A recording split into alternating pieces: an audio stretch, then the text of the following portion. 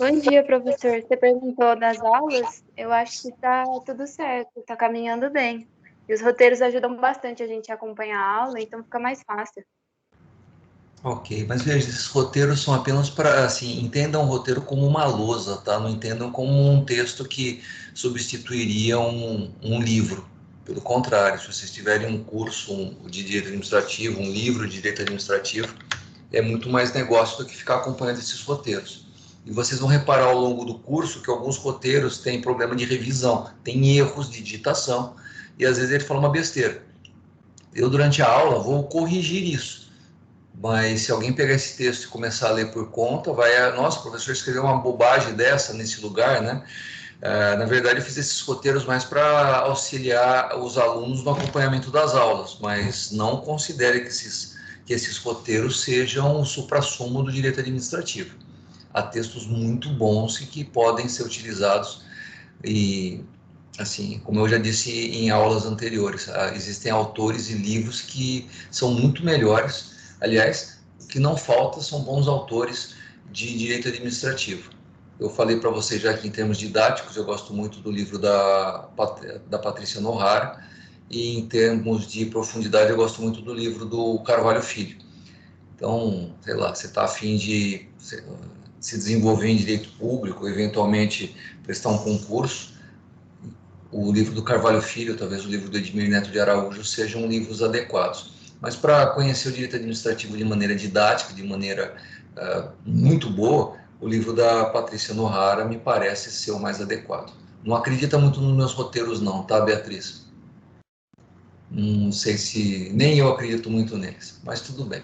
Gente, se eu por acaso estiver indo rápido demais ou lerdo demais, vocês me avisem, tá bom?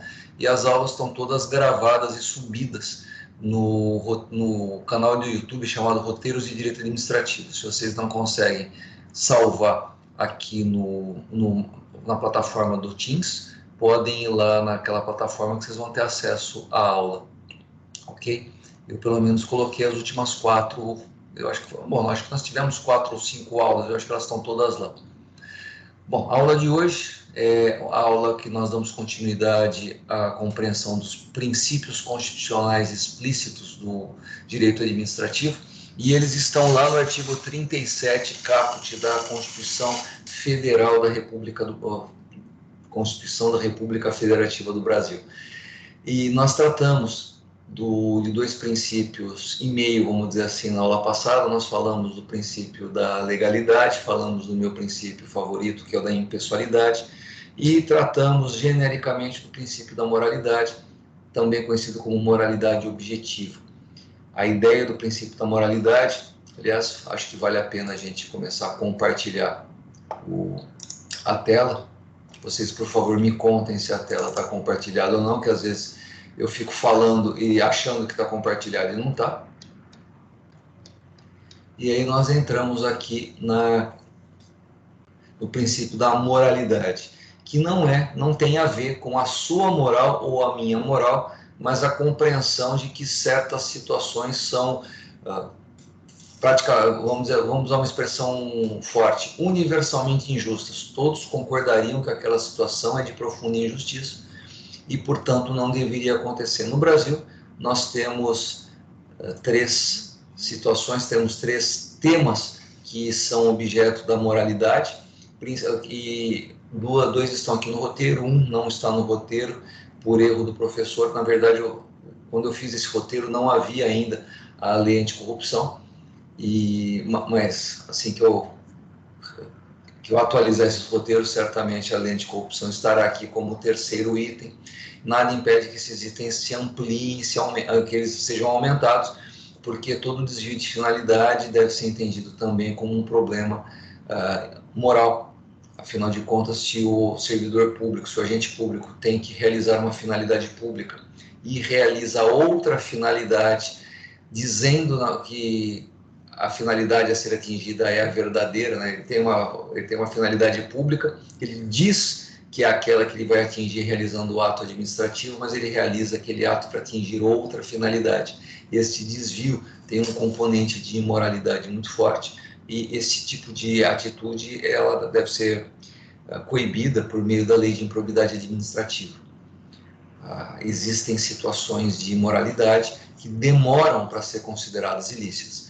A questão do nepotismo é muito comum. Houve no passado, antes da edição da súmula vinculante 13, já se achava, né, já se entendia que um deputado, por exemplo, não deveria usar o cargo dele para nomear como assessor, como assessora, parentes e amigos.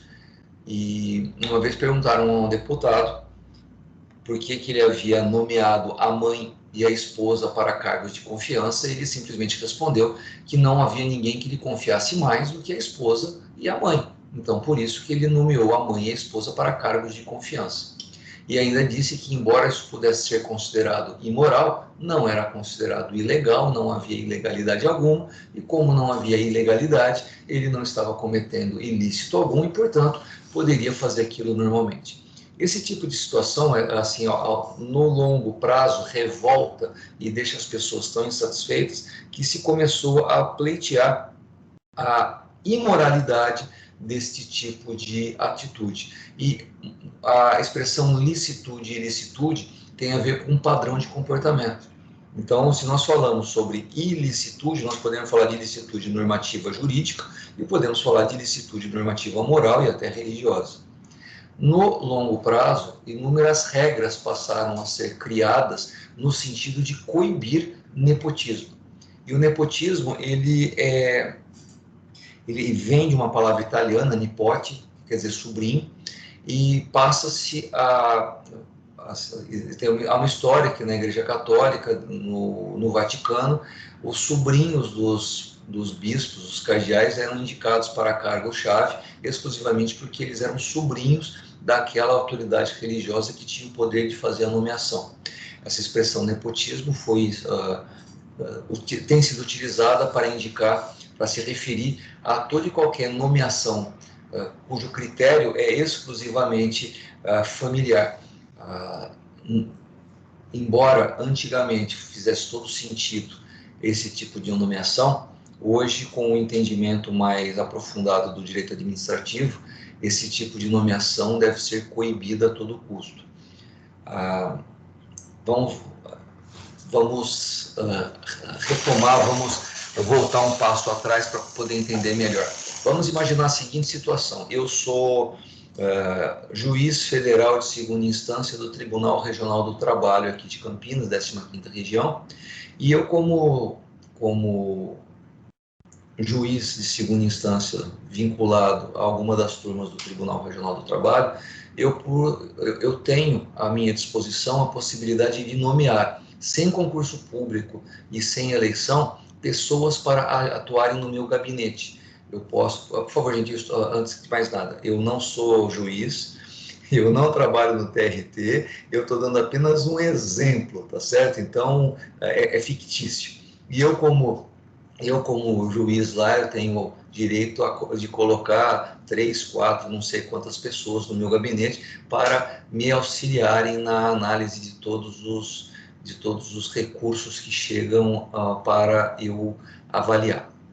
E eu tenho 3, 4 vagas, e essas 3, 4 vagas devem ser preenchidas segundo o meu critério. Eu decido quem vai ser nomeado e eu decido quem vai ser exonerado. Eu não preciso dar satisfação a ninguém com relação a essa nomeação. A nomeação desse cargo em comissão, nós vamos ver isso mais para frente, existe nos 3 poderes. Deputados, senadores têm essa prerrogativa, vereadores têm a prerrogativa de nomear assessores parlamentares e autoridades administrativas no Poder Executivo também têm a prerrogativa de nomear pessoas para atuar a seu serviço, mas olha que coisa doida, nós sempre entendemos no Brasil que cargo de confiança é um cargo da confiança de quem nomeia, porque quem nomeou precisa se sentir confiante e ter a tranquilidade de saber que aquela pessoa é fiel a ele, confia nele e aquela pessoa vai fazer o trabalho corretamente. Bom, em direito público, aquela vaga, aquele cargo não pertence a quem nomeia. Eu, como juiz do Tribunal Regional do Trabalho, e com a possibilidade normativa, eu tenho o direito, vamos dizer assim, de nomear 3 pessoas, 4 para o meu gabinete, O critério de nomeação não é que eu gosto da pessoa, eu me sinto bem com a pessoa, eu confio na pessoa. O grau, a relação de confiança, o cargo de confiança, não é em relação a mim, é em relação ao agente público que nomeia, mas essa confiança tem que ser em relação ao Estado ou à administração. Deve-se entender que a nomeação é boa porque esta pessoa nomeada atende às qualidades do cargo. Eu posso nomear para trabalhar comigo uma pessoa que eu gosto muito, que eu tenho muita confiança, mas lá no tribunal, mas assim, ela é formada em farmácia e não em direito. Eu preciso de alguém para analisar recursos ordinários, ou eu preciso de alguém para analisar questões jurídicas, judiciais, jurisdicionais no meu gabinete. Mas eu confio, eu tenho muita confiança numa pessoa, grande amiga minha, ou uma grande indicação de um amigo meu, e essa pessoa formada em farmácia, com certeza, vai me atender bem, porque ela é de extrema confiança.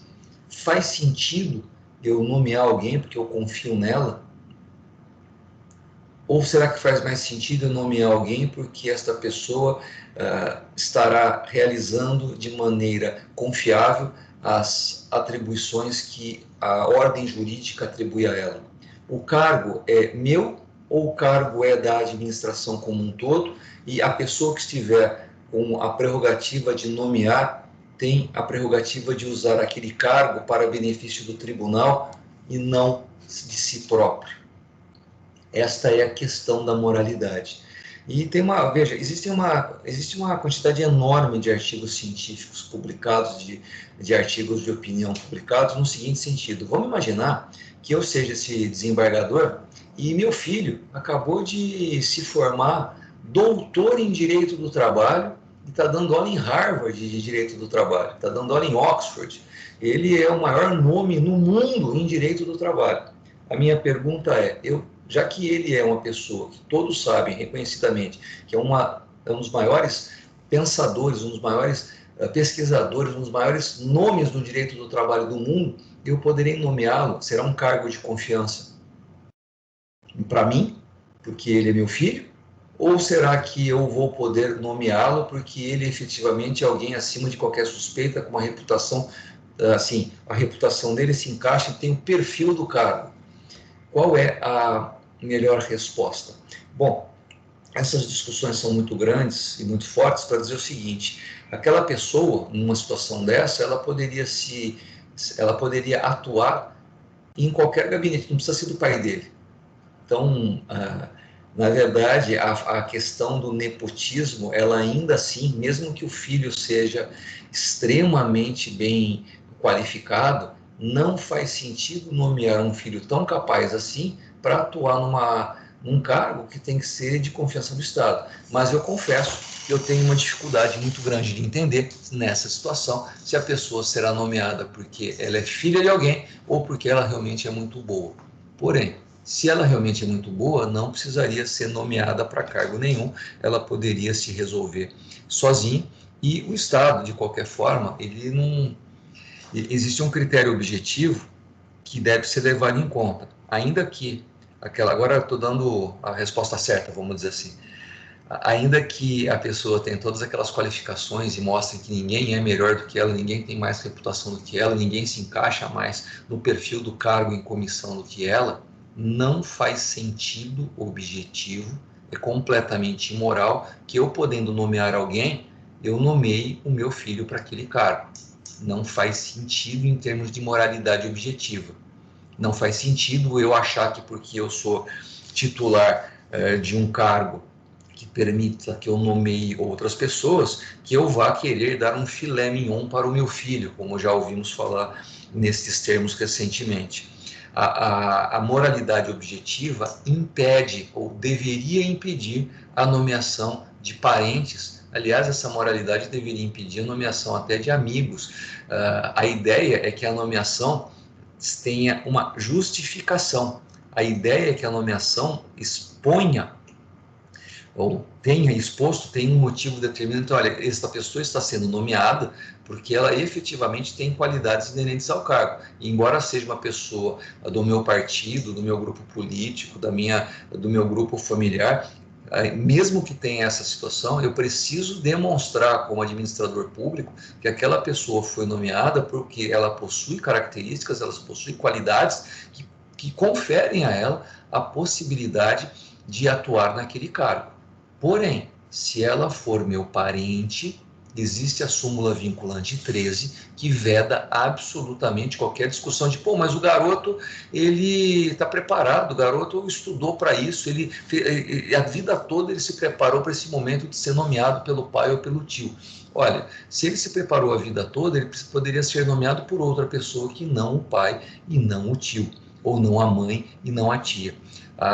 Eu não consigo fazer desenhos aqui para mostrar para vocês que, como está aqui no roteiro da súmula vinculante 13, sobre a curiosidade, que primo, prima não é parente.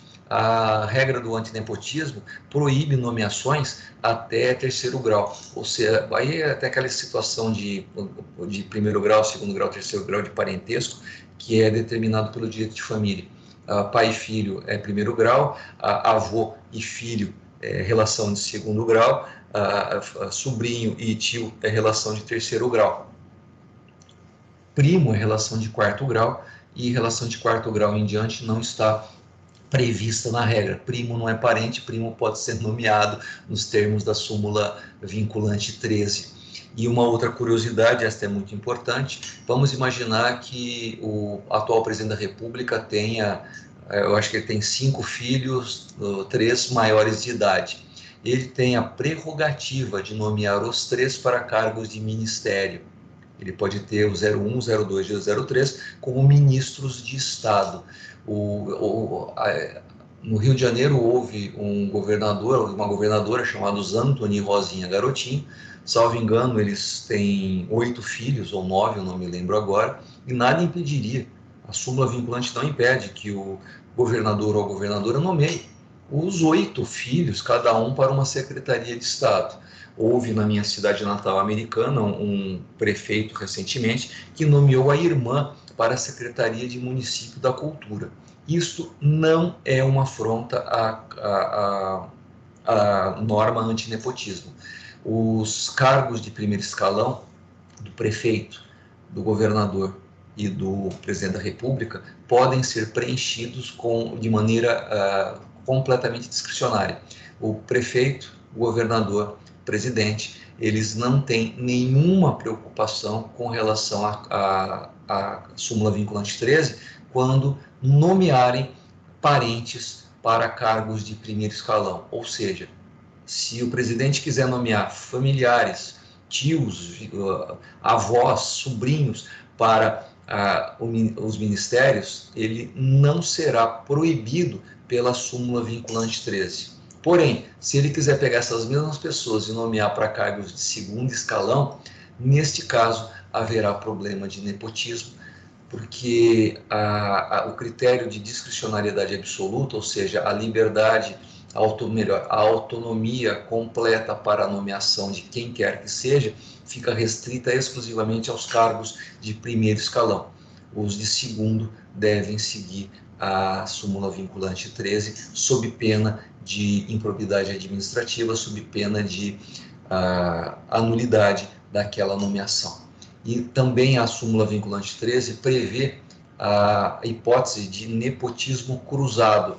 Eu, no meu gabinete, nomeio o filho do meu colega de trabalho e ele, no gabinete dele, nomeia minha esposa para trabalhar com ele. Ou seja, já que eu não posso nomear meu parente e ele não pode nomear o parente dele, a gente troca. Eu nomeio o parente dele, ele nomeia o meu parente, e aí, bom, isso é proibido também, isso chama nepotismo cruzado. O que, uma coisa que não está previsto na lei, e eu acho que isso deveria ser proibido, pelo menos nós sabemos que em Oslo isso poderia perfeitamente acontecer, porque lá nos países nórdicos isso sempre acontece, porque eles sempre dão um jeitinho, que não é o caso do Brasil, então não se pensou nisso, que é o nepotismo em cirandinha, né? O meu parente é nomeado pelo meu colega, o parente do meu colega é nomeado pelo outro colega, e o parente do outro colega é nomeado por mim, e a gente faz uma cirandinha, né? A gente tem parentes nomeados de maneira circular, e aí não há uma previsão expressa de proibição. Porém, se for verificada essa situação em qualquer lugar, eu entendo que é perfeitamente possível pedir a coibição desse tipo de situação. O que não é proibido é a nomeação de alguém que é parente, porém, nomeação essa que aconteceu antes deles terem se tornado parentes. Vamos imaginar o seguinte, uma juíza nomeia um assessor para atuar em cargo de confiança e depois de algum certo tempo eles acabam se casando. O fato deles terem se casado não obriga a juíza de exonerar o assessor por causa do relacionamento que veio acontecer posteriormente àquela situação.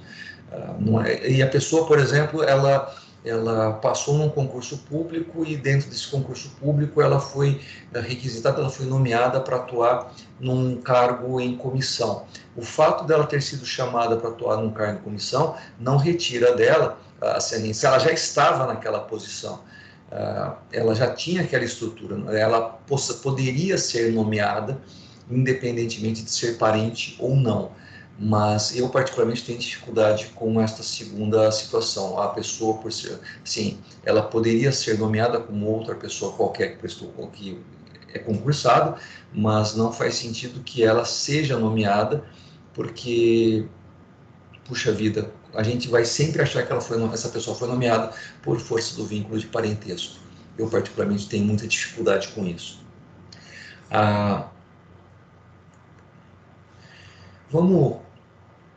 Vamos discutir um pouquinho mais essa súmula vinculante numa outra situação. Às vezes a gente dá uns exemplos absurdos para a gente entender melhor a coisa. Vamos imaginar o seguinte: uma pessoa nomeia outra, ou sei lá, o cara dá um exemplo completamente fora, assim, é completamente fictício, tá bom? Numa faculdade qualquer, um professor é desembargador ou juiz e tem possibilidade de nomear pessoas para o seu gabinete. E ele dá aula e ele tem um aluno ou uma aluna que é nota 10. Ele nunca viu uma pessoa tão boa sendo, assim, nunca viu uma aluna tão espetacular na área dele. E abriu uma vaga para ele. Ele tem a possibilidade de nomear 3 pessoas para atuar com ele no gabinete. Uma delas se aposentou, saiu do cargo, e ele tem uma vaga aberta e ele resolve nomear aquela pessoa para atuar com ele. Bom, aquela pessoa aceita e começa a atuar com ele. Pergunta: isso é possível? Isso é lícito? É possível? É lícito considerar? É moral que uma pessoa indique outra para trabalhar com ele nesses termos que eu falei para vocês? O que vocês acham? E eu não vejo problema nenhum. E vocês? Espero que também não. Mas vamos imaginar que esse professor, ele nomeia um aluno ou uma aluna, não porque ele seja um espetacular aluno ou nunca viu alguém tão bom assim naquela matéria, mas ele nomeia segundo as intenções. Esse professor está apaixonado por essa aluna, por esse aluno, e convida para trabalhar com ele para ficar mais tempo junto. Okay? Pergunta: isso é moral? Isso é imoral? O que vocês acham? Mas a grande pergunta é: como é que vocês vão saber? Né? Como é que nós vamos saber que a intenção dele, que é interna, era essa? Né? Na verdade, esse professor chegou para a aluna e falou assim: olha, você não gostaria de trabalhar comigo no gabinete, estou precisando de alguém, e você tem um perfil. E a pessoa se sente agradecida: puxa vida, eu gosto da matéria, etc. Que bom, fiquei feliz, e vai. Não dá, o que eu quero dizer é que a gente não consegue identificar essa situação a priori. Nós só vamos conseguir saber qual foi a intenção posteriormente. Por que eu estou dizendo isso? Vamos imaginar o seguinte: o juiz, agora outro exemplo mais bem parecido, o juiz nomeia para trabalhar com ele no seu gabinete uma pessoa que é amante dele. Veja, amante não é parente, né? Então, Ele põe a namorada, ele põe a amante, põe o namorado, sei lá, para trabalhar com ele no gabinete. Isso é imoral ou não?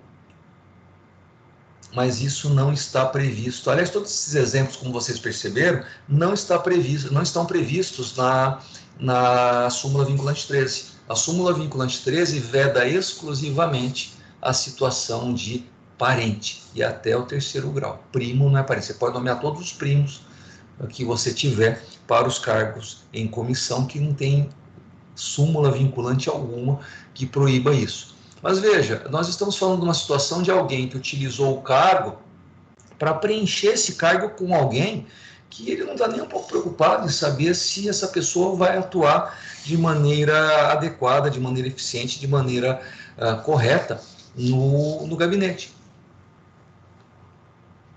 Vamos imaginar uma outra situação, então, mais engraçada ainda. Vamos imaginar que essa pessoa nomeia alguém para trabalhar no gabinete e a pessoa vai sabendo que foi, não porque ela conhece do assunto, mas porque ela é namorada, porque ela é amante da pessoa que o indicou. Ou seja, a própria pessoa que foi indicada, que recebeu o cargo, sabe que só está lá por relações outras que não relações de interesse público. Isso é imoral? Isso é imoral, não tenho dúvida nenhuma, mas o princípio da moralidade objetiva não atinge essa situação, porque o princípio da moralidade objetiva, ele, por hora, tem vigência, tem força por meio da súmula vinculante 13. Como resolver uma situação dessa? Ainda mais porque, vamos piorar o exemplo, vamos deixar o exemplo mais saboroso. Vamos imaginar que essa pessoa é nomeada exclusivamente para ficar mais próximo do namorado, para ficar mais próximo do amante. Porque ele foi indicado, essa pessoa está naquele cargo por qualquer coisa, menos porque a ideia era que essa pessoa trabalhasse, desse expediente no cartório, no gabinete, etc. Mas essa pessoa, quando chegou lá no cartório, começou a trabalhar, se apaixonou pelo assunto e se tornou a melhor pessoa do mundo naquele cargo. Ninguém faz o trabalho melhor e mais rápido do que aquela pessoa. Ou seja, a pessoa foi indicada por razões que não são morais, pelo contrário, são completamente imorais, mas estando no cargo se tornou o melhor ou a melhor pessoa que poderia existir naquele cargo, naquele gabinete e assim, poderia ganhar todos os prêmios de eficiência e de qualidade do trabalho, porque assim, nunca ninguém viu alguém trabalhar tão bem. Nós não teremos, como nós estamos de fora dessa situação, como nós jamais conheceremos as intenções de um ou de outro, nós jamais poderemos dizer que aquela nomeação foi baseada em segundas intenções, que havia desvio de finalidade. Claro que aquela nomeação, ou todos esses exemplos que eu dei para vocês que não entram no princípio da moralidade, são nomeações ilícitas porque afrontam o princípio da impessoalidade. A impessoalidade proíbe que alguém seja nomeado por questões pessoais. Eu não posso nomear alguém porque essa pessoa é amiga minha. Eu posso nomear amigo meu porque ele tem qualidades inerentes ao cargo. Eu posso nomear alguém que eu gosto muito para fazer uma atuação. Eu tenho que nomear alguém, vou nomear alguém que eu gosto, porém, o critério de eu ter nomeado essa pessoa é que essa pessoa possui qualidades inegáveis, possui qualidades inerentes que serão úteis e que, sem dúvida alguma, são o fundamento da minha justificativa. Veja, é completamente pessoal eu nomear alguém por vínculos de amizade ou por vínculos que não tenham absolutamente nada a ver com o critério objetivo que esta pessoa, ela tem condições de exercer o cargo. Eu não posso apostar em alguém. É completamente proibido que se coloque na administração pública alguém que não consiga administrar, alguém que não tenha características que permitam que realize o trabalho. E se por acaso alguém é nomeado e ao longo do seu trabalho se constata que essa pessoa não funciona, que essa pessoa não atua de maneira adequada, que era assim, deveria realizar no mínimo um determinado patamar de serviço e ela não consegue nem chegar nesse mínimo, fica caracterizado que a nomeação não atendeu ao princípio da impessoalidade. Tanto é que, pela impessoalidade, do mesmo jeito que nós identificamos, nomeamos alguém que acreditávamos que seria adequado ao cargo, não está adequado ao cargo, qual é o dever do administrador que nomeou? Exonerar. Mas veja, tudo isso que eu contei para vocês está além do princípio da moralidade. Nós estamos falando de coisas morais, sem dúvida alguma. Não faz sentido numa república que alguém seja nomeado para um cargo pelo fato de ser amante de quem nomeou. Porém, se essa pessoa, amante de quem nomeou, atua de maneira fantástica no cargo, nós jamais teremos como saber que aquela pessoa foi nomeada porque era amante. Na verdade, nós vamos ter certeza que ela foi nomeada porque quem a nomeou sabia de antemão ou apostava de antemão que suas qualidades permitiriam que ela desenvolvesse um trabalho de qualidade como tem trabalhado. Com relação a desvio de finalidade, com relação a nomeações, acho que vale a pena falar de um outro caso. Eu acho que, eu não lembro se vocês acompanhavam um noticiário uns 4, 5 anos atrás, mas houve um momento na história da República em que um ex-presidente estava sendo processado por um escândalo de corrupção que ficou muito famoso, que voltou à baila agora por uma série de motivos. E esse ex-presidente, ele não possuía cargo político algum, e ele, por ser um cidadão comum, ele estava sujeito à jurisdição da vara criminal que realizava aquela investigação, ou melhor, que realizava aquela apuração da investigação no Ministério Público. E houve uma situação em que a presidência da República, do mesmo partido desse ex-presidente, convidou esse ex-presidente para se tornar ministro de Estado. Veja, como ministro de Estado, não é que ele ia fugir da jurisdição. Ele continuaria sendo acusado pelo processo, só que se tornando ministro de Estado, ele deveria ter um deslocamento de competência e passaria a ser julgado não mais pela vara de primeira instância, mas pelo Tribunal Superior de Brasília, porque essa é a determinação constitucional. E quando veio a público que a presidente queria nomeá-lo ministro, houve uma série de ações civis públicas, houve uma série de ações judiciais pedindo ao judiciário que tornasse nula a nomeação da presidente para tornar o ex-presidente ministro, porque isso era uma afronta ao desvio da finalidade, aquilo era uma imoralidade. Qual era a justificativa? Veja, talvez o ex-presidente, como era um hábil político, uma raposa política como poucas, né, um animal político como poucos, ele sem dúvida alguma poderia se justificar a nomeação dele como ministro, que do jeito que ele é bom de política, bom de diálogo, ele poderia fazer toda a organização política do governo junto ao Congresso Nacional e conseguiria arrefecer os ânimos, que estavam muito acirrados e que até chegou bom, você já conhece o resto da história. Porém, isso chegou até vários juízes em Brasília e também ao ministro Gilmar Mendes do STF, e todos eles, em seus julgamentos, foram muito, assim, todos eles foram no mesmo sentido. Não há finalidade pública aqui na nomeação do ex-presidente como ministro. A finalidade aqui é permitir que este ministro, essa pessoa se tornada ministro, fuja do julgamento da primeira instância e essa era a finalidade da nomeação. E como a finalidade da nomeação era exclusivamente essa, que não era pública, mas privada, de interesse próprio, foi entendido que havia desvio de finalidade, e por haver desvio de finalidade, a nomeação foi declarada nula e não pôde acontecer. E o resto da história vocês conhecem. Depois da saída da presidente que fez isso, e a entrada do presidente seguinte, que era a vice da anterior, houve uma situação muito parecida. O presidente que estava lá agora, que não era mais vice, virou presidente, ele possuía um amigo que estava sendo processado pelo mesmo juiz da mesma vara de primeira instância que o ex-presidente.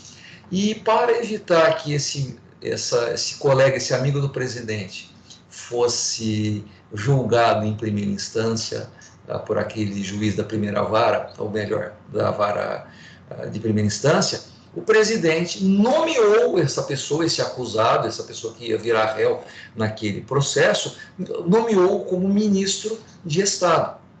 E vocês podem imaginar o que aconteceu. O partido daquela presidente, daquele ex-presidente, pegou a petição inicial usada contra a anulação da nomeação da presidente por desvio de finalidade, pegou a petição inicial, tirou o nome de quem iniciou a petição, colocou o pessoal do partido e falou assim, olha, estamos aqui diante de uma situação que é igualzinha à situação anterior. Antes, o ex-presidente não pôde ser nomeado ministro por desvio de finalidade, porque se entendeu que ele estava sendo nomeado por interesse privado e não público. Nesta situação agora, não deu nem 2 anos que aconteceu isso, o presidente nomeia como ministro um amigo seu que estava sendo processado na mesma situação, e a nomeação dele como ministro é exclusivamente a mesma anterior. Se antes foi entendido que a nomeação era nula por desvio de finalidade, porque o interesse é privado e não público, agora também a nomeação é privada porque o interesse é privado e não público. Então, anula também esta situação. Caiu para outro juiz que não Gilmar Mendes, e o outro juiz deu a resposta certa, que é essa que eu falei para vocês aqui. Segundo a súmula vinculante 13, presidente, governadores e prefeitos podem nomear como ministro qualquer um, inclusive parente. Então, como a discricionariedade é absoluta, não cabe ao judiciário se intrometer na nomeação para ministro de Estado. E antes, o que aconteceu? Antes não foi essa decisão tomada, mas a decisão, vamos dizer assim, corrente, consolidada, o entendimento mais forte dentro do STF é que na situação anterior não haveria problema algum da nomeação do ex-presidente como ministro, mas isso não aconteceu. Ok? De qualquer forma, houve essa discussão, vocês podem pegar nos livros, tanto de história quanto jurídicos, para identificar que o desvio de finalidade ele não tem como ser identificado antes. Você só pode identificar o desvio de finalidade depois que o desvio acontece. E tanto no caso da presidente quanto no caso do presidente seguinte, não havia condições naquele momento anterior de verificar se aquela decisão tinha finalidade pública ou finalidade privada. Era preciso aguardar e era preciso provar e não apenas pressupor. Não existe no direito o que a gente chama de Minority Report, aquele filme em que as pessoas, havia videntes que sabiam que a pessoa ia cometer um crime, então a pessoa era presa por um crime que ela ainda não havia cometido, mas que cometeria se o vidente não tivesse visto. E a pessoa era condenada, era presa, etc. Não dá para o judiciário atuar desse jeito. O judiciário, ele, tirando situações de direitos indisponíveis, de ameaça de direito, de perecimento de direito, não é lícito ao judiciário se antecipar. Não é lícito ao judiciário verificar assim, se houver a situação em que o dano eventual por não concessão de liminar é facilmente revertido, ou seja, causou dano, mas a decisão judicial reverte a situação em seguida sem prejuízo algum, isso deve ser mantido porque o processo é uma garantia em si. O processo deve acontecer e as provas devem ser produzidas e o contraditório deve ser realizado de maneira equilibrada, do contrário, o processo deve ser considerado nulo de pleno direito. As provas devem ser produzidas para se identificar se há ou não desvio de finalidade. Se nós não tivermos como demonstrar dentro de um processo, por produção de provas, que há desvio de finalidade, a pessoa pode ter sido nomeada porque era amante, a pessoa pode ter sido nomeada por qualquer motivo.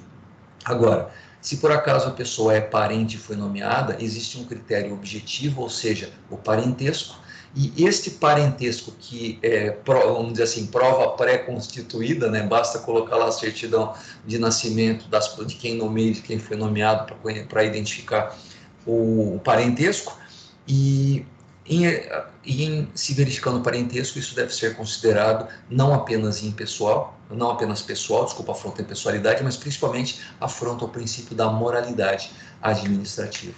E com relação à improbidade, que é a Lei 8429 de 92, nós temos artigos que determinam que o administrador público desonesto, o administrador público que usa de improbidade, que usa do cargo para benefício próprio ou de terceiro, que usa do cargo para favorecer pessoas, que usa do cargo para receber dinheiro ou receber vantagens, que se utiliza do cargo para afrontar princípios constitucionais e da administração pública, esse administrador deve ser considerado desonesto e, por sua desonestidade, deve ter os seus direitos políticos cassados, deve pagar geralmente uma multa elevada e, em regra, deve perder o cargo. Segundo a Lei de Improbidade Administrativa e segundo o entendimento jurisprudencial consolidado do STJ, que é o tribunal que mais desenvolveu o entendimento da Lei de Improbidade Administrativa, essa lei impõe que o agente público desonesto deva ser punido. Muitas vezes é preciso identificação do dolo do agente e, em poucas vezes, a identificação de sua culpa.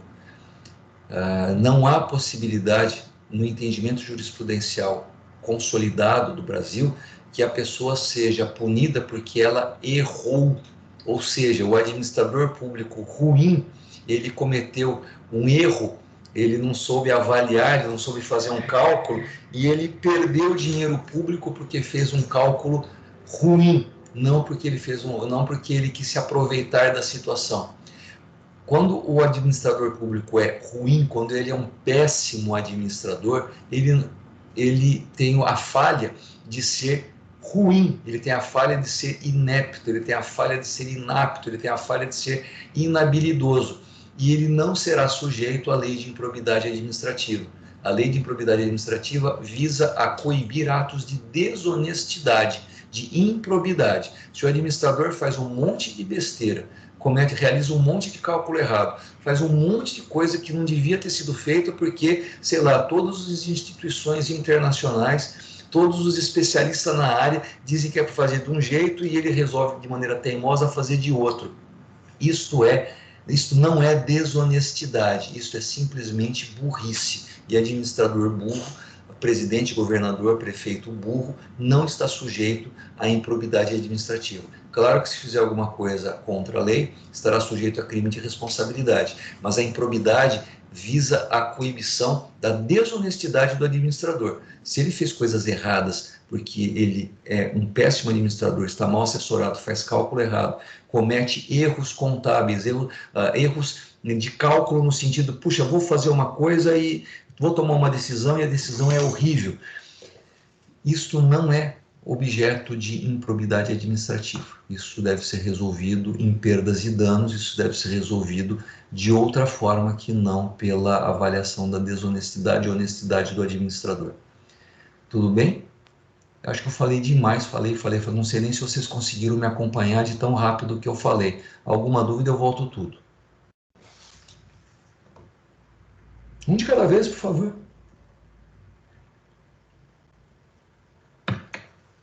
Ok, vou entender que vocês entenderam. Vamos dar continuidade. Só para terminar aqui o princípio da moralidade. A moralidade é o princípio pelo qual se busca a identificação da legitimidade na realização do ato administrativo. Alguns atos são legais, porém causam verdadeira revolta por serem apenas jurídicos, isto é, positivados por autoridade competente, mas sem relação com a normalidade dos comportamentos sociais. E tem um problema sério, vocês como advogados, como advogadas, ou como juízes, como promotores, vocês vão sempre ter problemas com relação a moralidades, né?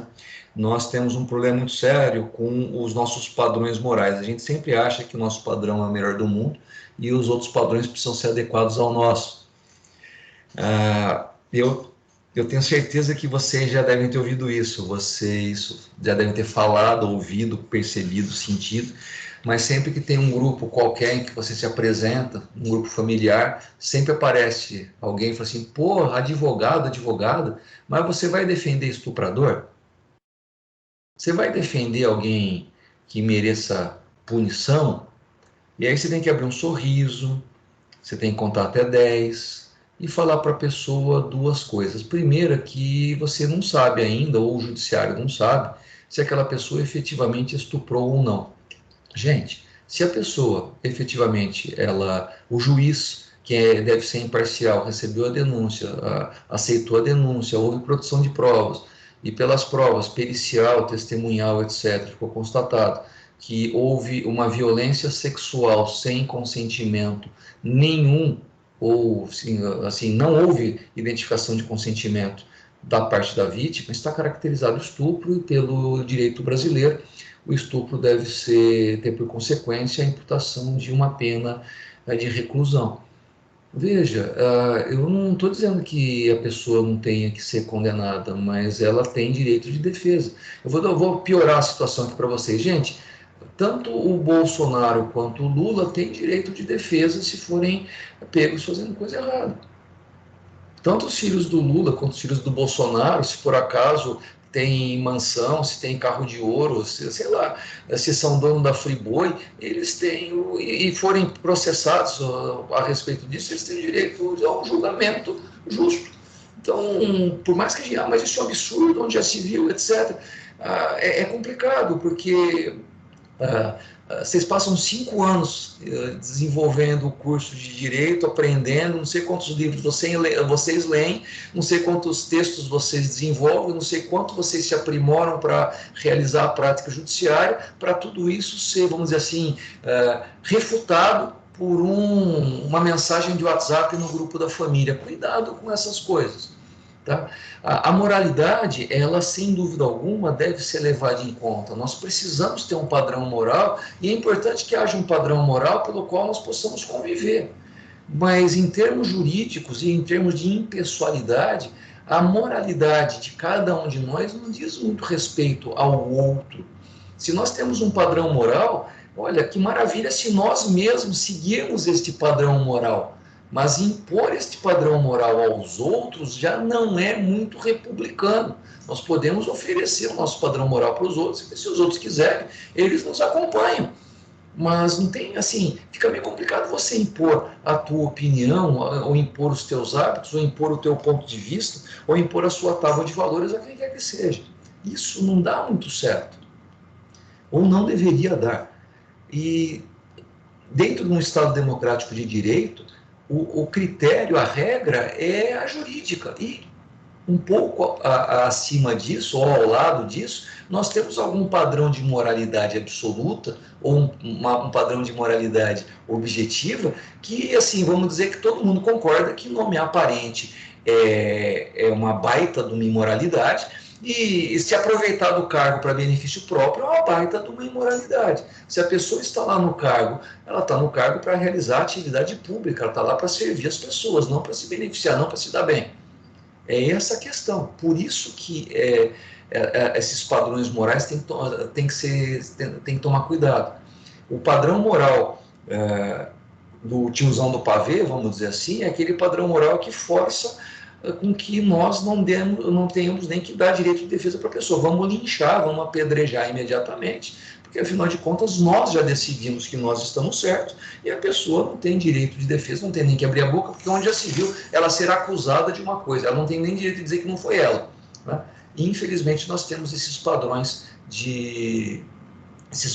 de moralidade que, na minha opinião, mas apenas na minha, não tem muita força filosófica, ou não tem muito fundamento material. Na verdade, usar o nosso padrão, usar a nossa regra para medir todo mundo é uma coisa que até a mitologia grega, na história do leito de Procústo, já mostra que não faz sentido a gente usar a nossa medida para medir os outros. Agora, numa república, num Estado democrático de direito, nós temos todo o direito de usar a legislação para medir a todos as condutas, e essas condutas podem ser consideradas morais no sentido objetivo. Agora, se você participa de um grupo social ou religioso, você tem todo o direito de exigir que o padrão do seu grupo religioso seja aplicado, ou do seu grupo moral, do seu grupo social, seja aplicado com toda a força em relação às pessoas que pertencem ao seu grupo. Não faz sentido você querer estender o padrão do seu grupo para todos os outros. Dá problema, dá um problema de convivência. Acontece o que a gente chama de desagregação moral, desagregação social. E havendo desagregação, e mais interessante, né? Toda vez que a gente desagrega, a gente fala que a culpa foi do outro porque não aceitou a nossa regra. Temos que tomar cuidado com isso. Bom, o tiozão já parou de falar moralidade aqui, vamos voltar para o que é jurídico, tá bom? Publicidade. Aqui, gente, publicidade tem a ver com prestação de contas. Não tem a ver com publicidade e propaganda. Não tem a ver com fazer propaganda no jornal, na televisão. A publicidade aqui não tem a ver com pôr coisa no outdoor. A publicidade aqui tem a ver com, não importam os meios, por enquanto, mas é o dever do administrador público de divulgar, de tornar público, de prestar contas daquilo que está fazendo. O servidor público, qualquer que seja ele recebe uma remuneração, ele recebe, entre aspas, tá, salário, mas esse salário quem paga é a República como um todo, né? E como o Brasil não produz riqueza, ou como o poder público não produz riqueza em primeira instância, a riqueza do país, ela é tributada. Então, todos nós que produzimos alguma coisa, entregamos parte do que nós produzimos na forma de tributos, impostos, taxas, contribuições de melhoria, contribuições sociais ao Estado, e o Estado se utiliza dessa taxa de condomínio para arcar com os próprios custos, entre eles pagar o seu funcionalismo. Esse dinheiro que ele recebe é público e por ser, aliás, não só isso, né, ele presta um expediente que também é público.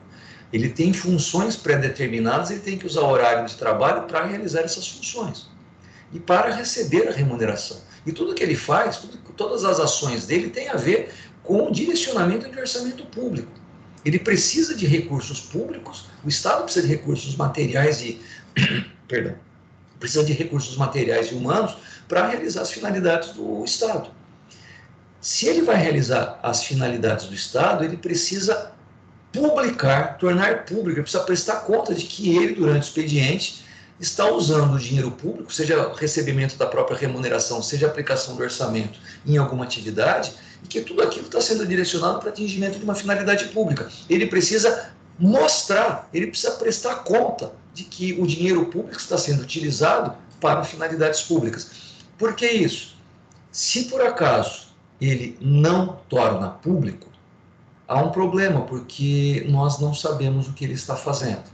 E talvez ele até esteja fazendo as coisas da maneira correta, mas pelo fato de fazer as coisas de maneira escondida, sem tornar público, aquilo já é uma afronta à Constituição. A publicidade impõe transparência na realização das atividades administrativas. Na verdade, a transparência deve acontecer em qualquer atividade pública. Quem realiza a função tem o dever de prestar contas. Se você, por acaso, começa a namorar, você passa a ter o dever de prestar contas, porque a tua vida deixa de ser só sua. Você precisa contar para a pessoa com quem você se relaciona sobre a sua vida e o que você está fazendo. Porque se a outra pessoa passa a não concordar muito com o que você faz ou deixa de fazer, há uma quebra de relacionamento. Se por acaso o servidor público começa a fazer coisas que não são finalidade, não são objetivo, não são propósitos do Estado, ele quebra o relacionamento.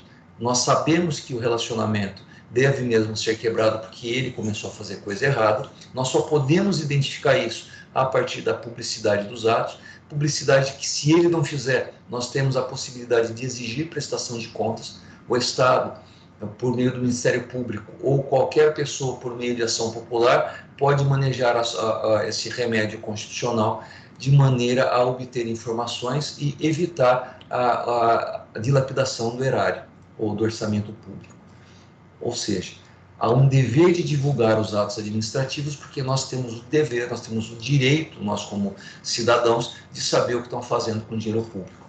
Então, veja, como os atos administrativos, como tudo que o servidor público faz, vem de funções subordinadas ao interesse público, é preciso que os atos sejam divulgados na maior medida possível. Todos nós temos o direito de saber o que o administrador está fazendo, como está fazendo e por que está fazendo. O administrador deve realizar sua atividade de forma transparente.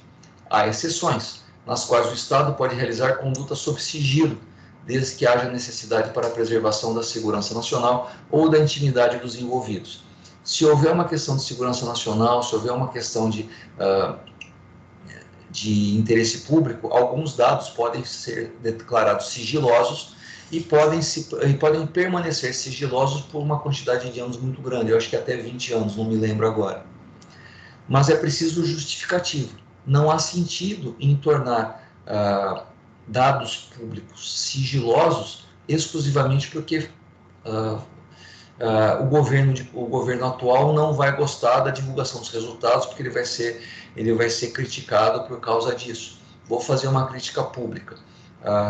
Tempos atrás houve a mudança do ministro da Saúde e o novo ministro, o atual ministro, ele parou de divulgar o número de mortos ou de infectados pela pandemia, o que é um problema sério, porque nós precisamos de números e numa situação de pandemia é preciso a centralidade das informações para que haja a possibilidade de atividade conjunta e tornar mais eficiente.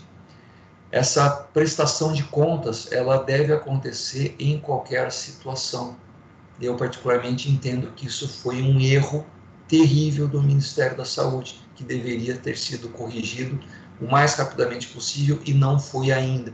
Nós só sabemos sobre os números porque as secretarias estaduais de saúde continuam fazendo a sua divulgação e um grupo de órgãos de imprensa faz a soma das secretarias e divulga isso, mas isso deveria ser a responsabilidade de quem tem a atribuição de centralizar as informações, qual seja o Ministério da Saúde. Ok? Bom, acho que não preciso continuar muito com isso, porque tem muita emoção envolvida, né? Então, melhor ficar quieto. Vamos lá. A observância do princípio da publicidade serve a pelo menos 4 finalidades. A mais importante, talvez, seja essa. O administrador precisa explicitar o que está fazendo. Na verdade, falar vontade da administração é meio complicado, porque pessoas jurídicas não têm vontade, só pessoas físicas têm vontade. Vamos entender aqui de maneira figurada, no sentido de a administração precisa dizer, olha, nós estamos fazendo isso porque nós temos uma lei que nos manda fazer isso e é para atingir determinada finalidade. O administrador público ele tem o dever de dizer o motivo e de dizer a finalidade. Ele tem que dizer de onde ele está, porque ele faz a coisa, e tem que falar para que ele faz aquilo, onde ele quer chegar. E essa exteriorização, ela é obrigatória, porque afinal de contas você só pode exigir a realização do ato depois que ele foi publicado. O ato entra em vigor a partir da sua publicação. Enquanto ele não for publicado, não há vigor, não há nem vigência, porque afinal de contas ele não se tornou público.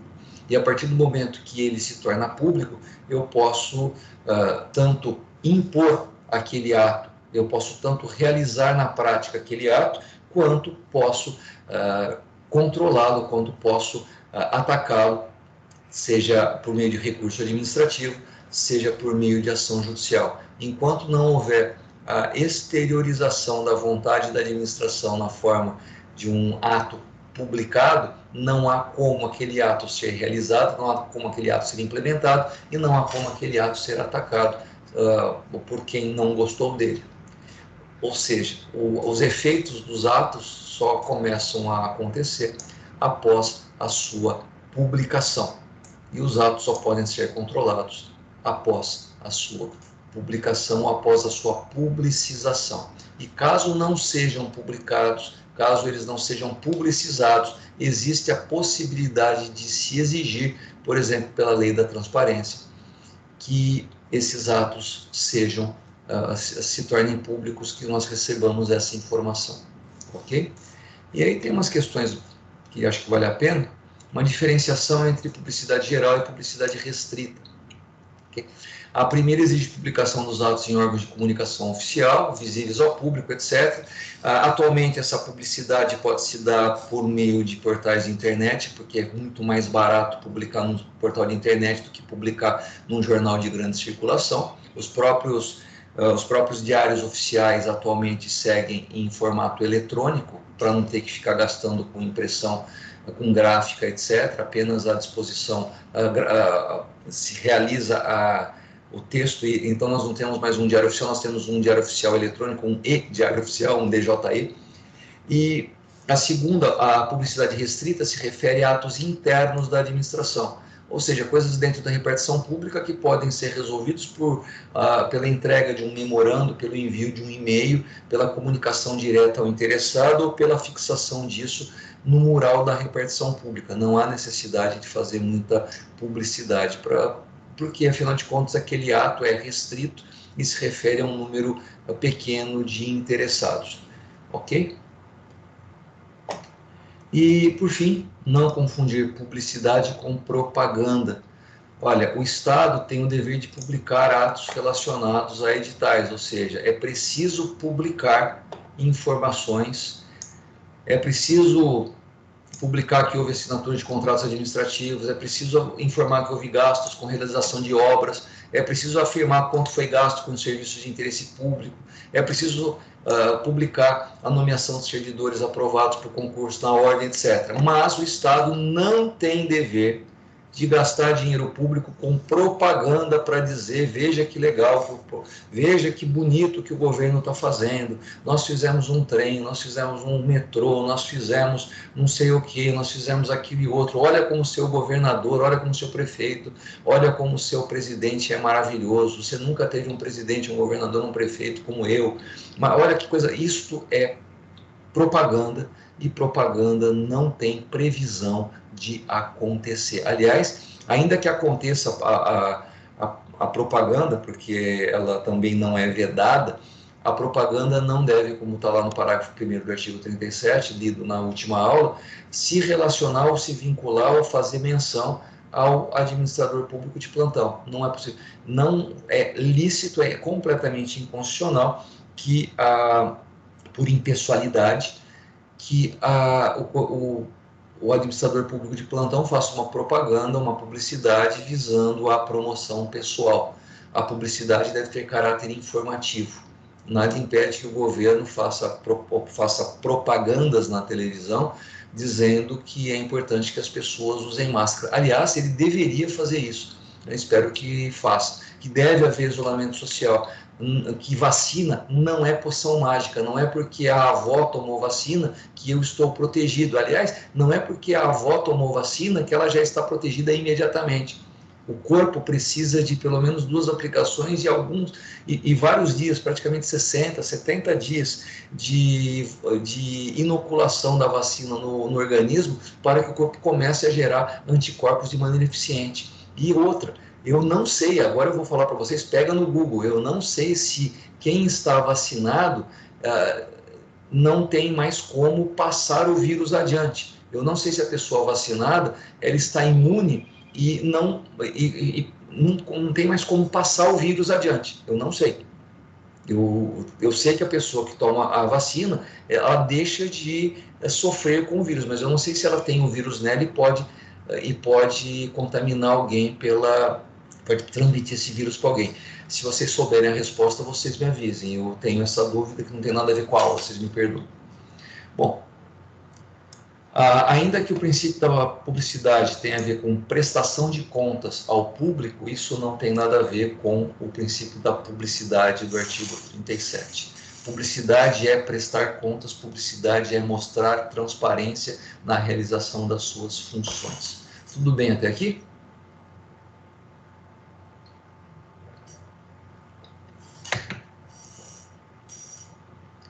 Os exemplos ficaram claros ou confundi mais vocês? Por favor, me ajudem.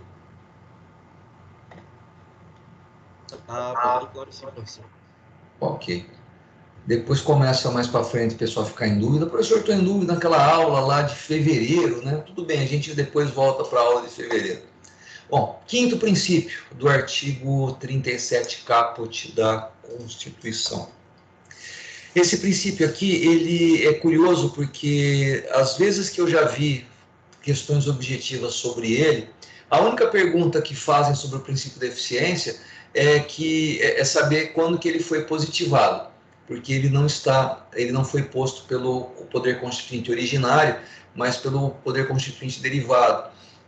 Houve uma reforma administrativa em 1998 no Brasil, que a partir dela houve uma emenda constitucional 19, e por essa emenda constitucional 19 foi incluído no caput 37 o princípio da eficiência.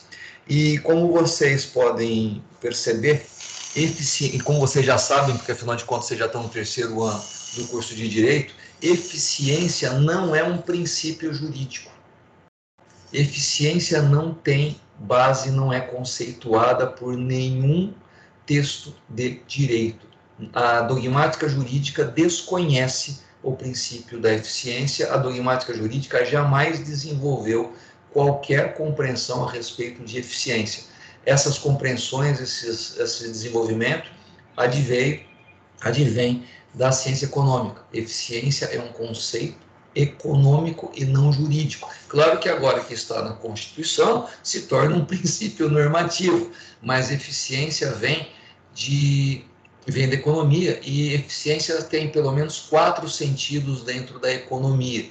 Nós temos 4 conceitos ou 4 teorias pelas quais se compreende o que vem a ser eficiência, mas vamos ficar aqui, vamos diminuir a nossa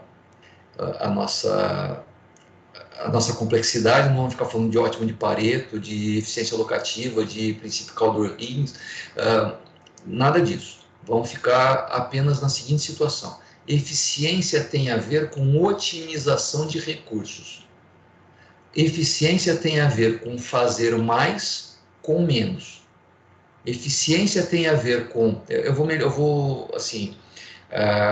pelo esforço que alguém realizou, quanto de resultado essa pessoa teve.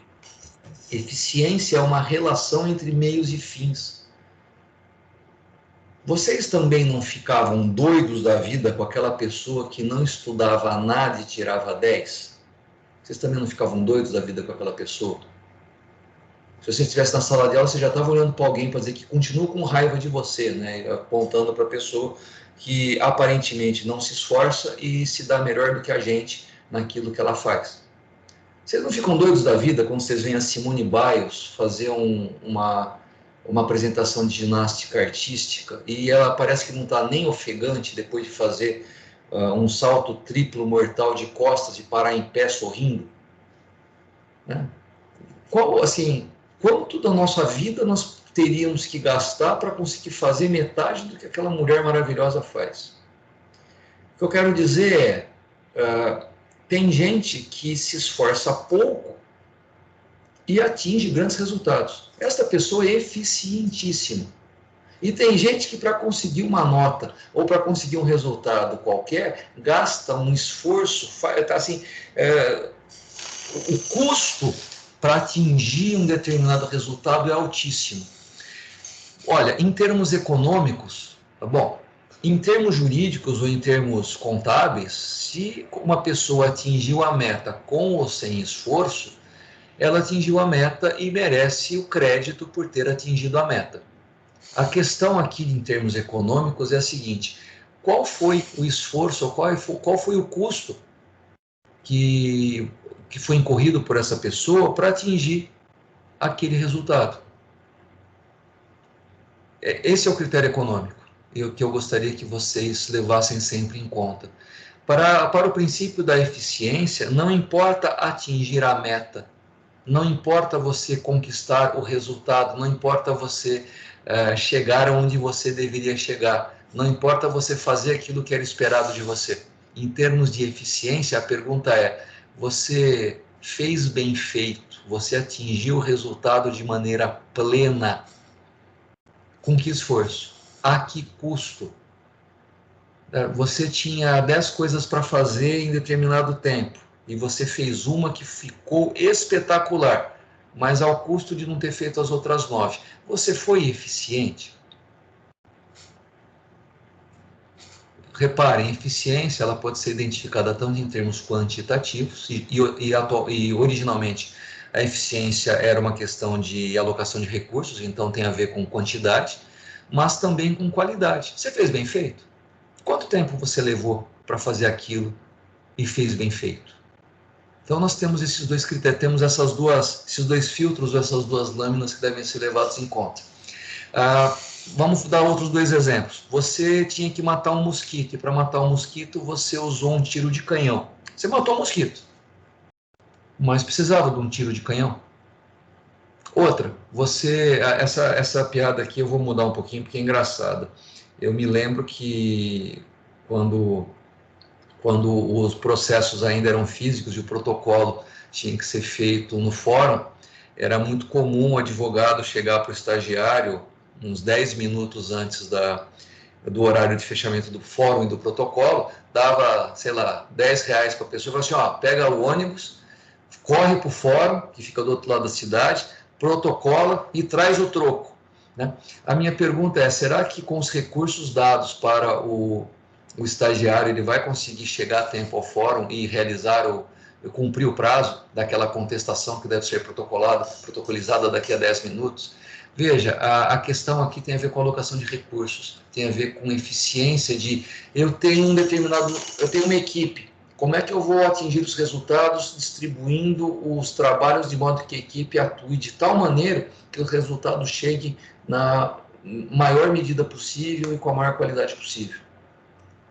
Como é que eu vou organizar minha vida na faculdade com 10 matérias, com 10 provas, com 10 avaliações, com 10 trabalhos, de maneira que no final do semestre eu não surte, ou que eu não surte antes de terminar o semestre? Como que eu vou alocar as minhas capacidades, como é que eu vou fazer a alocação daquilo que eu tenho disponível para atuar de maneira que eu tenha uma qualidade mental mantida durante todo o semestre, durante todo o curso? Como é que eu faço para me organizar?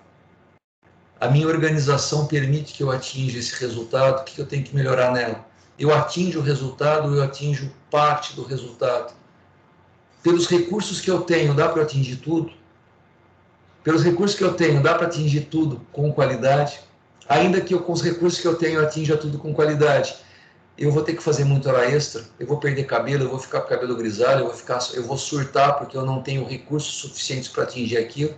Eu até consigo atingir nessa primeira vez, mas e na segunda rodada? Será que eu vou ter força para conseguir? Será que eu vou ter capacidade física, mental, de ficar nessa estrutura que me consome para atingir os resultados que são da empresa, ou que são da escola, ou que são da faculdade, ou que são do serviço público? Eu estou numa situação que, efetivamente, os recursos disponíveis permitem o atingimento dos resultados das finalidades? Essas questões todas têm a ver com eficiência, não tem nada a ver com jurídico. Eu não perguntei nada de validade e eficácia para vocês, eu perguntei se há eficiência na alocação dos recursos. Os recursos que você tem à mão permitem que você realize o trabalho, que você atinja a finalidade? Se você tiver um orçamento de R$1 milhão, isso permite que você faça a ponte daqui deste ponto do rio até o outro ponto do rio? Não, não dá. Então por que você lançou a pedra fundamental dessa ponte se você não tem os recursos para terminar? Só para tirar foto e mostrar que você inaugurou uma pedra? Estas são as questões que envolvem o princípio da eficiência, ok? E houve no final da década de 90, o final de uma onda muito, assim, houve o retorno do neoliberalismo no Brasil no final da década de 90 e houve uma busca de redução do tamanho do Estado, mais ou menos como nós estamos vendo agora, com muito direcionamento em favor de privatização e de eficiência do Estado por meio da sua redução, e também por meio da retirada de direitos. A partir do momento que as pessoas deixam de ter tantos direitos assim, o Estado não precisa mais estar lá tão grande para prover direitos, porque se as pessoas não têm mais direito, não tem porque o Estado estar lá para prover os direitos que não existem mais. E com a redução do tamanho do Estado, nós temos uma situação que os liberais entendem por eficiência alocativa. Se eu tenho um Estado menor, isto é bom porque eu não preciso de tanta tributação para esse Estado. Um Estado grande precisa de muito tributo para existir. Um Estado pequeno, as pessoas, os contribuintes podem ser tributados em menor medida. E se as pessoas são tributadas em menor medida, sobra mais riqueza, sobra mais PIB no país para ser distribuído entre a sociedade como um todo, e o Estado não vai gastar esse dinheiro. Esta é mais ou menos a ideia liberal. Se eu por acaso reduzir demais, se por acaso alguém ficou ofendido, porque eu fiz uma síntese muito, sei lá, de repente tacanha, da ideia de redução do Estado pelos liberais, por favor, me perdoem e me corrijam. Ok? Eu não estou fazendo aqui nenhuma intenção de menosprezar o liberalismo ou o neoliberalismo. Estou simplesmente dizendo que em 98 houve emenda constitucional 19 que incluiu no ordenamento jurídico o princípio da eficiência, justamente visando que o Estado é muito melhor em termos econômicos ter um Estado pequeno que faça muita coisa do que ter um Estado grande que não faça tanta coisa assim. Aliás, em termos de eficiência, um Estado pequeno que faz a mesma coisa que um Estado grande, é óbvio que a eficiência está no Estado menor. Um Estado grande pode ser eficiente? Pode, mas a alocação de recursos precisa ser revista. E eficiência ela é um critério de relação. Um Estado pequeno pode ser ineficiente, um Estado grande pode ser ineficiente também. Okay? Se o Estado for grande, mas realizar direitos das pessoas, fiscalizar o cumprimento das leis de maneira plena, nós temos um grande Estado, porém nós temos um Estado eficiente. Não, Estado grande não é sinônimo de Estado ineficiente, mas é claro que é mais chance de um Estado grande ser ineficiente que um Estado pequeno. Por outro lado, um Estado pequeno talvez não tenha condições de ser eficiente na promoção de direitos das pessoas, porque se ele é pequeno, ele não tem como ter estrutura para promover direitos das pessoas. Se o Estado que tem uma aluna minha fazendo um trabalho de conclusão de curso a respeito de direitos das crianças, e muitas vezes em situação de risco, as crianças acabam, é preciso que a família acaba precisando da atuação do conselho tutelar, previsto no Estatuto da Criança e do Adolescente.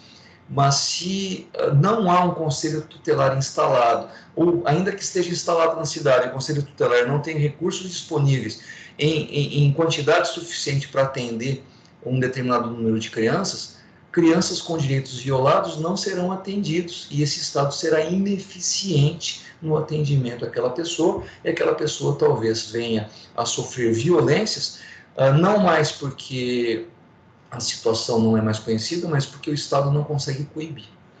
Ok? O Estado não foi eficiente nesta situação também. Ou seja, eficiência não é uma questão de ser grande ou ser pequeno. A eficiência tem a ver com a relação entre os recursos que você tem disponíveis e o que você consegue fazer com eles. E se você faz alguma coisa com eles, tá bom? Então vamos lá. O princípio da eficiência decorre da ideia de administração gerencial, voltada para a obtenção de resultados. O direito ele é muito baseado nos princípios e nos meios, né? O direito sempre teve um padrão ético, né? O direito sempre teve uma tábua de valores. Você pode fazer qualquer coisa desde que você haja da maneira correta. Pelo princípio da eficiência, por favor, eu não estou retirando o princípio da legalidade, nem da moralidade, nem da impessoalidade. Nós continuamos obrigados no mundo jurídico a realizar as coisas com fundamento na lei, com fundamento na moralidade, com fundamento na impessoalidade. Nós precisamos entender que tudo que a gente faz tem que ser do jeito certo, tem que ser do jeito lícito. O que eu estou dizendo é que, para o princípio da eficiência, não importa só fazer da maneira lícita, é preciso atingir o resultado. Não faz sentido não faz sentido que uma burocracia fique rodando em torno do próprio rabo, não faz sentido que uma democracia exista exclusivamente para existir, para tirar o processo desse escaninho e colocar nesse escaninho e ficar rodando. É preciso chegar a um fim, é preciso atingimento das finalidades públicas. E se não houver a orientação da burocracia para um resultado, nós estamos falando de uma burocracia ineficiente. A burocracia precisa existir, porque afinal de contas, sem essa organização, sem essa instrumentalização, os interesses públicos primários não se realizam, mas sempre é preciso levar em conta que a burocracia só existe para o atingimento desse interesse público primário, para o atingimento desses resultados. Bom, em tese, né, e aqui é se você pegar eu não me lembro, eu não sei se na edição atual do livro da Maria Silvia Zanardi Pietro isso está registrado, mas na introdução do livro dela, algumas edições atrás, que é a que eu tenho, ela começa o livro tratando justamente dessa aparente contradição entre cumprimento dos meios e atingimento dos fins. Parece que há um conflito do princípio da legalidade, que determina que a administração seja realizada a partir de certos pressupostos, e a eficiência pela qual os resultados são prioritários. A eficiência, ela sempre busca o atingimento dos fins na maior medida possível, sem se preocupar com os meios. Na verdade, eu vou melhorar isso. Os meios são os adequados, os meios proporcionam o atingimento do fim. Se por acaso os meios que você tem não permitem que você atinja os fins, esses meios são totalmente são desproporcionais, porque causam ineficiência. Ou melhor, eles não permitem que haja uma relação de eficiência, porque você, com aquilo que você tem, não vai conseguir atingir aquilo que você precisa atingir. Se você tiver poucos recursos disponíveis, você não vai conseguir realizar a atividade. Quem cumpre a lei... Pois não? Eu tenho, na verdade, eu não sei, uma pergunta, eu não sei o que é, mas eu vou me expressar aqui. Essa aparente contradição que existe entre eficiência e o legal, né? O que é legal e o que é, se vai chegar no fim ou não, ele tem a ver com a questão da moralidade e o pragmatismo? Porque Olha, quando você analisa... pragmatismo tem a ver com... Bom, vamos lá. Você está falando pragmatismo no sentido corrente ou pragmatismo no sentido da escola filosófica sobre... Eu acho que deve ser no sentido comum, né? De atingir um resultado prático. Não sou tão...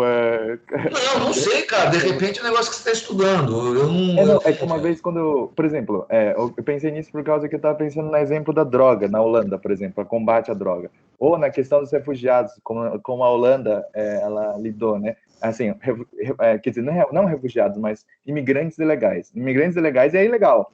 Mas para conseguir organizar, né, e conseguir identificar onde eles estão e resolver um problema e evitar crimes, a polícia da Holanda resolveu então falar, olha, vocês podem vir conversar com a gente não vai prender vocês, né?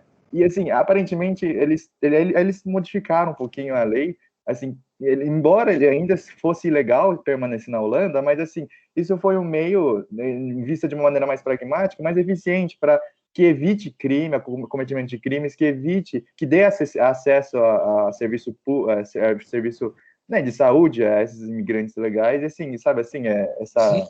Yuski, eu entendi. A ideia sua de ser pragmático aqui é vamos ser eficientes no desenvolvimento, assim, vamos fazendo de um determinado jeito, vamos atingir uns resultados melhores.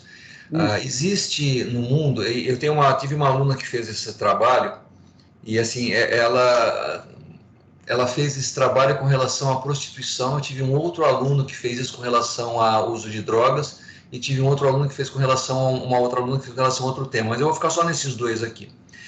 Existe no mundo 3 formas de atacar o problema da droga, o problema da droga ilícita, o problema dos entorpecentes e dos alucinógenos. Bom, praticamente, atualmente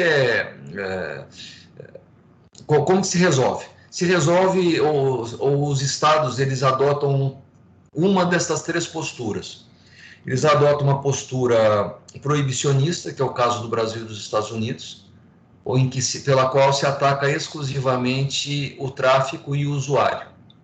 Ou seja, se alguém estiver portando droga considerada ilícita, ele poderá, pela quantidade, ser considerado usuário ou traficante, a droga vai ser apreendida, vai ser destruída, e a pessoa vai sofrer as consequências do seu crime. Existe também eu vou pular do meio porque a gente está sem tempo. Existe a terceira, chamada política de redução de danos. Ela é utilizada no seguinte sentido: nós sabemos que o consumidor vai continuar consumindo, nós vamos continuar coibindo o tráfego, mas nós não vamos atacar, nós não vamos criminalizar esta conduta que, em termos morais, continua sendo, para aquele grupo de pessoas, pelo menos no início, um absurdo. Se você falar, por exemplo, no Brasil, a respeito da política de redução de danos de entorpecente, você vai receber duas respostas. A primeira, que é baseada em moralismo, dizendo o seguinte: nós devemos continuar proibindo porque é errado. E você vai receber também críticas a respeito da redução de danos, dizendo o seguinte: o Brasil não tem uma estrutura de saúde pública capaz de suportar uma situação de pessoas vindo ao serviço de saúde com overdose. Essas são as duas críticas ao sistema de redução de danos. Essa segunda crítica acontece porque a redução de danos acaba acontecendo em países pequenos como a Holanda, que tem uma estrutura pública capaz de suportar eventual problema de saúde de alguns que se drogam. A mesma coisa com relação à prostituição. Em alguns países, a prostituição ela é proibida. Por exemplo, em estados dos Estados Unidos, como o Texas. Em alguns lugares, ela é tolerada. No Brasil, para quem não sabe, prostituição não é crime, tá? Crime é contratar, ser empresário ou ser empregador de prostituta ou de prostituto. Isso é crime, mas prostituição não é crime no Brasil. Mas aí você vê duas pessoas falando, né? Tem, assim, mas devia ser, né? Isso, mas pela legislação brasileira, não é, certo? E existe em vários lugares política de atenção, política de atuação com relação à prostituição, no seguinte sentido: olha, prostituição existe, prostituição acontece, há inúmeras famílias que são prejudicadas por contaminação de doença sexualmente transmissível ou AIDS, porque o cônjuge vai para área de prostituição, contrata a prostituta e depois volta para casa contaminado e contamina o seu cônjuge em casa. Então, existe uma série de situações nessa redução de danos que propõem que haja a utilização de equipamentos de proteção individual das pessoas, dos chamados profissionais do sexo, justamente para evitar a transmissão de doença, para evitar que haja... Bom, é uma posição pragmática, é uma preocupação com outras coisas que não apenas com o fato de que é errado usar drogas, é errado realizar atividades de prostituição.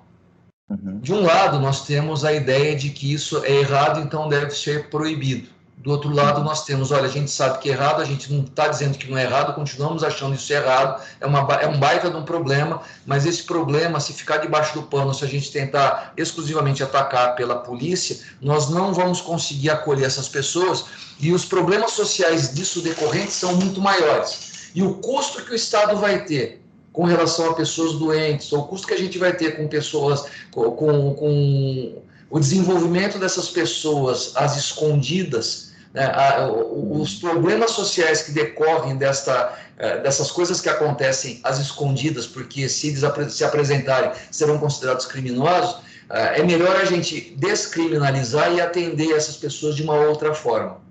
Uhum. Então, do ponto de vista pragmático, no sentido coloquial do termo, Yuski, você está certo, isso tem a ver com eficiência. Entendi. Em termos de eficiência, é melhor que o governo gaste dinheiro com saneamento básico, porque aí você vai ter pessoas que não vão ficar doentes por causa de problemas de saúde decorrentes de contaminação por exposição a esgoto a céu aberto. Você vai ter crianças que vão mais para a escola, você vai ter pessoas que não vão ficar doentes e vão continuar indo trabalhar, você vai ter um efeito multiplicador do gasto com o saneamento básico muito grande. A economia vai girar com uma força muito grande. É a mesma coisa com relação à distribuição de vacinas. A partir do momento que você tem uma população imunizada, você tem uma redução de custos com saúde, não mais a saúde preventiva, mas a saúde de emergência, de terapia intensiva, etc. Quer dizer, os custos do Estado para cuidar veja, se o Estado gastar R$100 com cada brasileiro comprando uma vacina para cada brasileiro, esse custo é menor do que o custo de 5% dos brasileiros morrendo e 10%, 15% adicionais ficando em UTIs, gastando o sistema de saúde, entupindo o sistema de saúde ou esgotando os recursos do sistema de saúde. Gastar com vacina é caro? É. Qual que é a opção? Não gastar com... Não vamos gastar com vacina. Isso é uma opção? É uma opção. Qual a consequência dessa decisão? Nós vamos entupir o nosso sistema de saúde com uma quantidade enorme de pessoas e também vai ter o custo de 5% de pessoas brasileiras que vão morrer, porque não... Mesmo com terapia, mesmo sem terapia, assim, é a letalidade dessa pandemia, 5% morrem. Então, o custo de não vacinar as pessoas rapidamente é o custo, é uma decisão política. Eu não vou vacinar porque eu acho que a gente vai ter a imunidade de rebanho de qualquer jeito. Se não tiver vacina, as pessoas, numa hora ou outra, vão acabar todas imunes. É verdade. Mas qual é o custo dessa decisão? O custo dessa decisão, 5% de brasileiros mortos e não sei quantos brasileiros que vão ficar pelo menos 2 semanas ou 3 entubados em sistemas de terapia intensiva a um custo altíssimo para o governo, porque manter uma UTI funcionando é um custo muito mais alto do que o custo de comprar vacina. Eu estou falando do ponto de vista econômico. Você reparou que eu não utilizei nenhum juízo de valor para dizer o que é mais certo ou mais errado que o outro, o que é mais justo ou mais injusto. Eu falei apenas que o custo da vacina é X e o custo de não ter vacina é, no mínimo, muito maior do que esse custo da vacina. Não sei se eu me fiz entender, eficiência tem a ver com isso. Deu sim, deu para entender sim, professor. Obrigado. Okay. Gente, pelo horário, acabou. Então, eu agradeço a vocês. Eu paro aqui a gravação neste momento.